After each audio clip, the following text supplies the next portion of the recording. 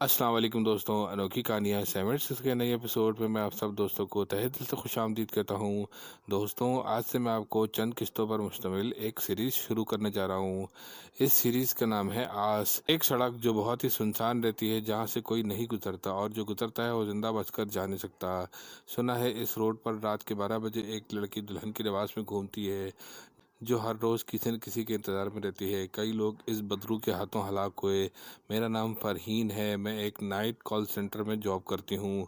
अल्लाह ताला की ज़ात के अलावा मेरा किसी पर भी एतबार नहीं है और ना कभी होगा। 5 वक्त की नमाजी भी हूँ। एक दिन मैं इस सड़क से अनजाने में गुज़र रही थी अपनी गाड़ी में।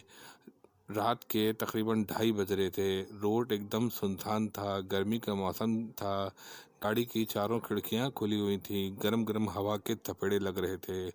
गाड़ी में मैंने नात शरीफ लगाई हुई थी। मैं क्या देखती हूँ कि एक नौजवान और खूबसूरत लड़की। इसको देखकर तो ऐसा लग रहा था कि वो कोई ऑफिस गर्ल हो, ऑफिस में काम करने वाली लड़की हो। हाथ का इशारा किया, मैंने भी इजराए हमदर्दी गाड़ी रोक दी और लड़की को बिठा लिया। मैंने थोड़ी देर में लड़की से मालूम किया कि सिस्टर, आपको कहाँ जाना है। तो पहले तो कोई जवाब नहीं मिला। मैंने दोबारा पूछा, सिस्टर आपको कहाँ जाना है। तो अब इसने जवाब दिया कि बिल्कुल सीधा एक कॉलोनी आती है, वहाँ छोड़ दें। तकरीबन आधे घंटे के बाद इस लड़की की जगह आई तो मैं क्या देखती हूँ कि यहाँ कोई कॉलोनी मौजूद नहीं है। यहाँ एक 4 से 5 एकड़ पर फैला हुआ एक बहुत बड़ा कब्रिस्तान है। मैं ये देखकर बहुत ज़्यादा खौफजदा हो गई।